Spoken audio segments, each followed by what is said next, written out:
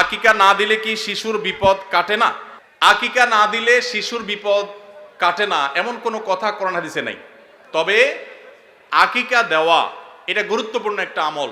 আল্লাহ কাউকে পুত্র সন্তান দান করলে 2টি ছাগল, আর কন্যা সন্তান দান করলে 1টি ছাগল জবে করা, এটা নবীজি সাল্লাল্লাহু আলাইহি সাল্লামের সুন্নাহ। এটা জন্মের 7ম দিনে, না হলে 14তম দিনে, না হলে 21তম দিনে করবেন। সেটাও যদি কোনো কারণে না হয় পরে যে কোনো সময় করলেও আদায় হয়ে যাবে।